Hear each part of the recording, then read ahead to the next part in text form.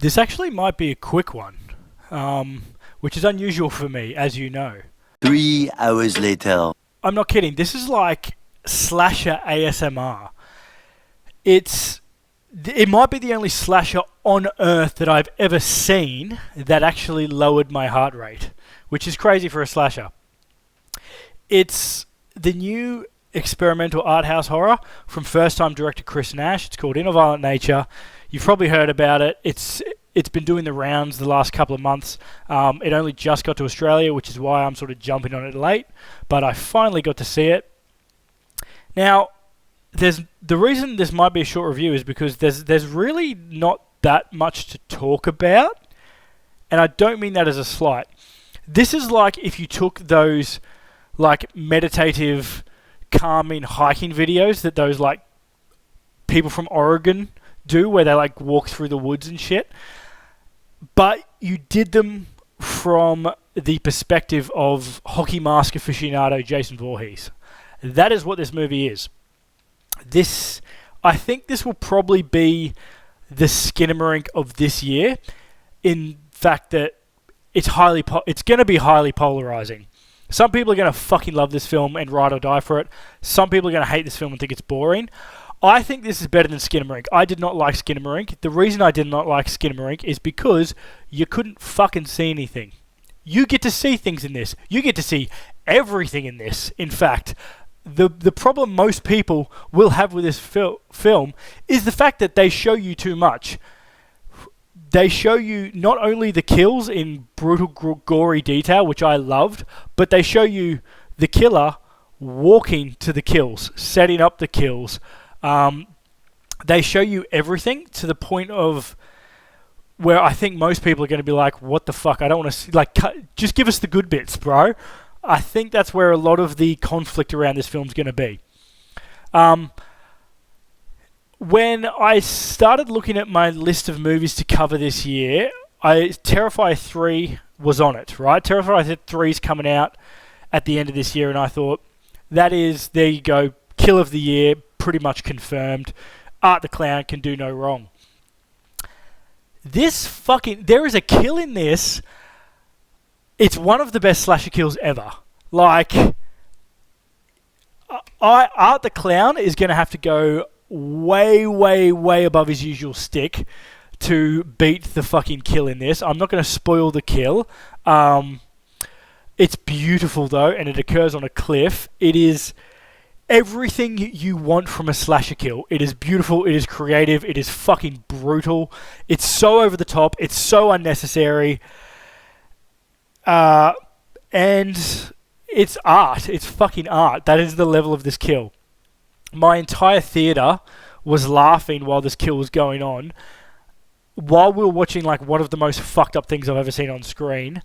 But it gets the fun of a horror. Like, it gets the fun of a slasher. It goes, this is a slasher. Just when you think this kill is silly, we're going to get even sillier, and we're going to add more blood, and we're going to add more gore, and we're going to add more weapons, and it just gets fucking crazy. And by the end of it, we're all laughing, which is nuts. When you see this kill, you'll know what I'm talking about. If you have seen this kill, let me know what you think in the comments, because it is the best kill I've seen since Terrifier 2. There's a kill in Terrifier 2 in a bedroom. It's fucking great, but this is on par with that. It is so fucking good. This movie is also not too heavy on story, right? It's a bunch of exceptionally annoying college kids go into the woods to camp, fuck, smoke, party, and unwittingly they wake up an unstoppable killing machine named Johnny. Johnny decides that this is his neck of the woods and he's going to make them all fucking pay in wonderfully creative and absolutely brutal ways. That's it. That's the film. They give you all of that within the first 5 minutes, and it's like a campfire scene. They're like, listen, no one's here for the story. Let's just fucking say what happened. Let's just give the background. It's a big exposition dump. I'm okay with it. That's what I like, you know. I don't give a fuck. Give me the kills, you know. So it gets points for that. And I actually like this movie way more than I thought I would. I think it's partly because I didn't get to see it day one. Like, if I had no expectations of this film when I went in, I'd probably be a little bit pissed. But I sort of knew that this was going to be an art house experimental slow burn slasher with lots of walking. And I'm talking, there is more walking in this than Lord of the fucking Rings. And I love Lord of the Rings, so maybe I just like movies where people walk a lot. This is lots of periods of walking, punctuated with ultra super slasher violence. Okay? And two, I went in with friends. This is very much a movie you want to watch with people, right? Part of the fun of this movie is that it's so over the fucking top. If you have no one to discuss the over the topness of this film with, or no one who's in on the joke with you, you might find this movie either a little boring, a little frustrating even, because you're not sitting there with your mates going, how's he going to set this up? That's pretty funny. You don't get to do that. We had a fucking ball. I went with 3 mates. We had an absolute ball just because of how silly it was. We all sort of knew what was coming. There's almost no story. They tell it straight away. I really liked Johnny as a killer, even though he very liberally borrows from existing slasher lore, such as Jason and Michael Myers. His kills are extremely thematic. I love that in slashers. His weapons are extremely thematic. They fit the woodsy, lumberjacky vibe.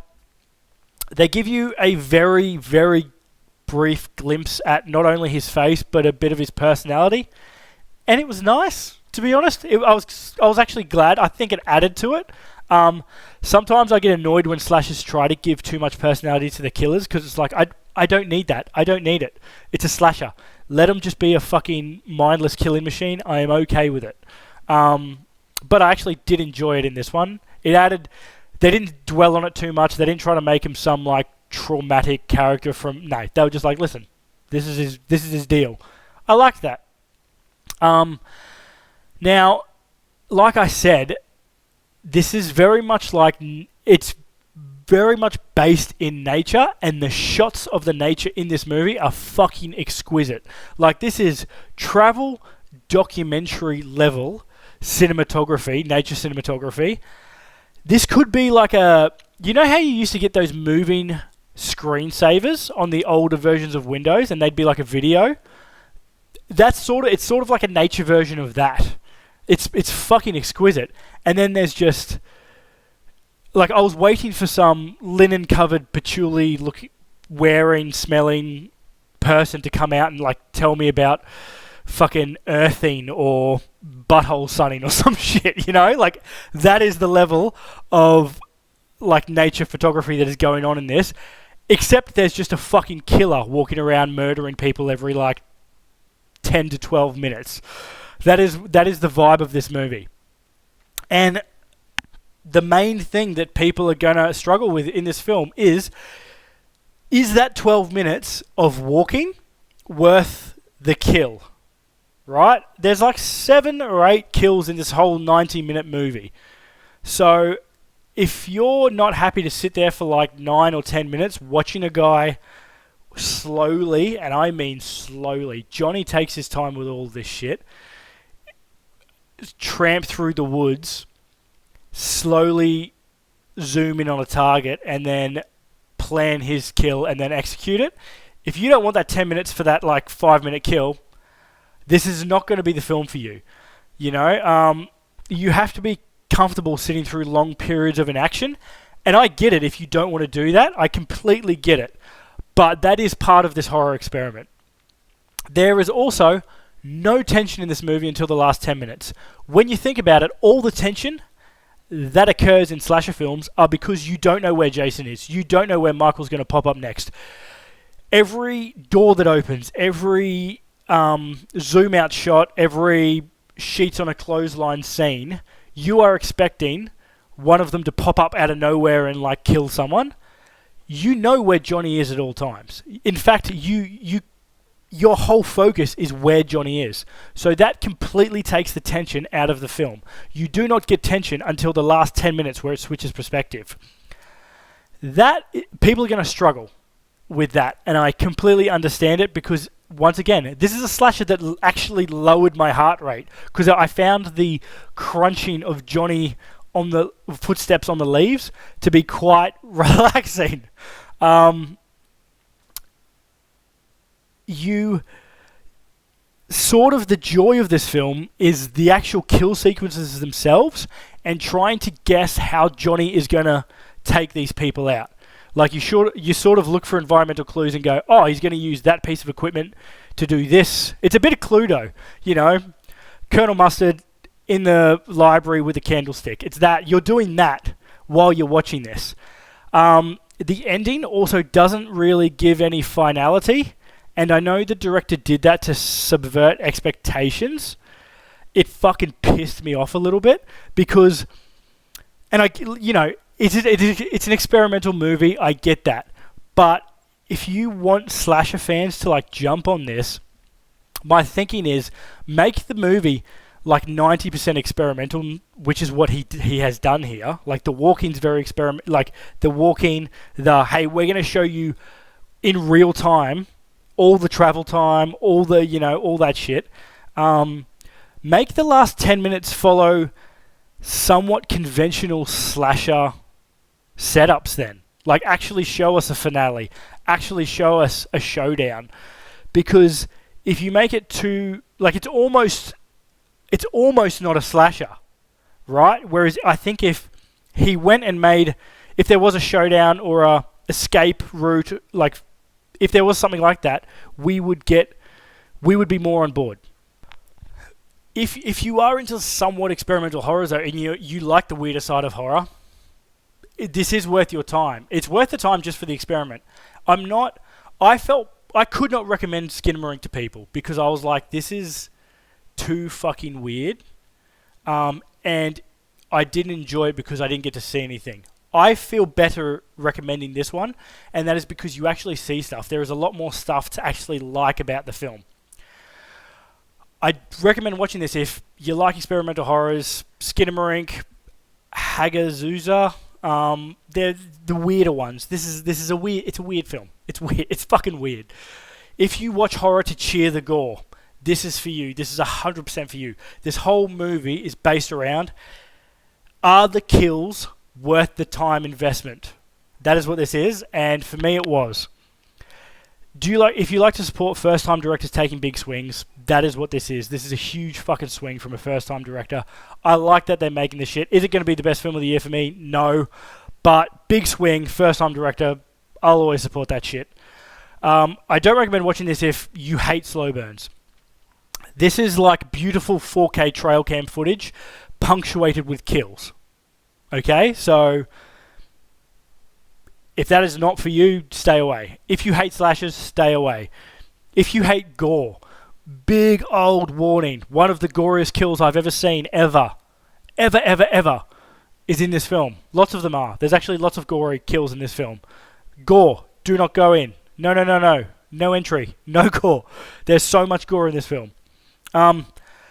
If you like this film and want more like it, I recommend Mandy. It has a very similar style to In a Violent Nature in the fact that it's set in a beautifully wooded environment. There's a lot of beautiful nature cuts. It's actually a real slow burn, which I think some people forget. But it's also way more violent. It has way more action. It sort of builds like a roller coaster and then just goes. It has Nick Cage doing his absolute best work. It might be my favorite Nick Cage film. I think it is. It's definitely my favorite Nick Cage horror. There is a scene where he just sculls vodka in his underwear and screams into a bathroom mirror for like 7 minutes.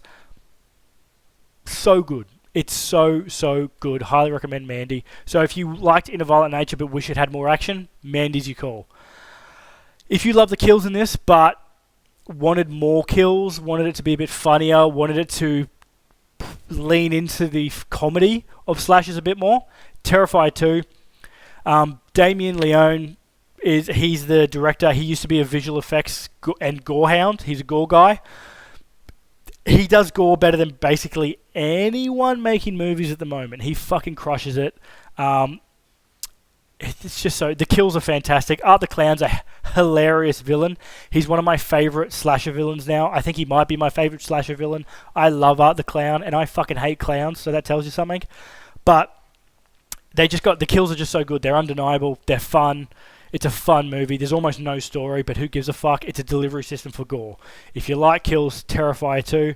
I will mention too another weird experimental slow burn horror called Sator, Sator.